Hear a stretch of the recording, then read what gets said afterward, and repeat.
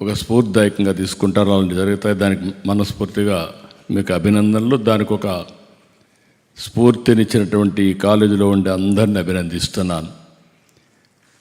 నా ఆలోచన ఒకటి, విశాఖపట్నం ఈరోజు రాష్ట్రంలోనే హైయెస్ట్ పర్ క్యాపిటా ఉండే జిల్లా విశాఖపట్నం జిల్లా. రెండో విషయం చూస్తే Visakhapatnam one of the best district, ఒక docile most liveable place in Andhra Pradesh ఏదనంటే చిరునామా విశాఖపట్నం. అదే మరి ఎవరైనా రిటైర్ అయితే ఎక్కడ ఉండాలి అనుకుంటున్నామంటే విశాఖపట్నంలోనే ఉండాలి అనే కోరిక ఉంది ఇక్కడ. దానికి అనేక కారణాలు ఉన్నాయి. ఒక వండర్ఫుల్ ప్లేస్, పీస్ఫుల్ ప్లేస్, అన్ని విధాలు కూడా బాగుండే నగరం విశాఖపట్నం.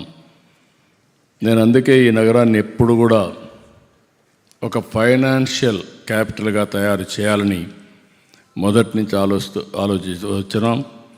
ఇటీవల కాలంలో మీరు చూస్తే చాలా డెవలప్మెంట్ వస్తూ ఉంది. రాబోయే 2-3 సంవత్సరాల్లో మీరు చూస్తే, ఒక 5 సంవత్సరాల్లో మీరు ఊహించని మార్పు వస్తుంది. ఎందుకంటే ఇంటర్నేషనల్ ఎయిర్పోర్ట్ వస్తుంది, మెట్రో వస్తుంది.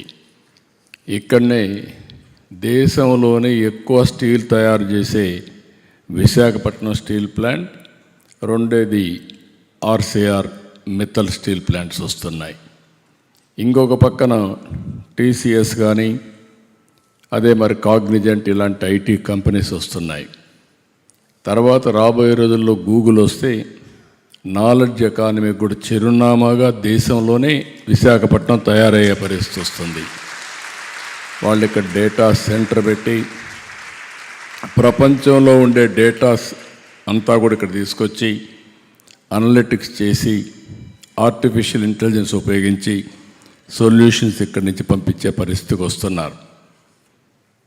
ఈరోజు మనందరం ఇక్కడ స్టూడెంట్స్ అంతా ఉన్నారు, ఫ్యాకల్టీ మెంబర్స్ ఉన్నారు. మనం అందరం కూడా wonderful time, very inspiring time. ఎప్పుడూ ఊహించినటువంటి సమయంలో మనందరం ఉండడం మన అదృష్టం. నేను ఎందుకంటున్నానంటే ఈరోజు మీరు చూస్తే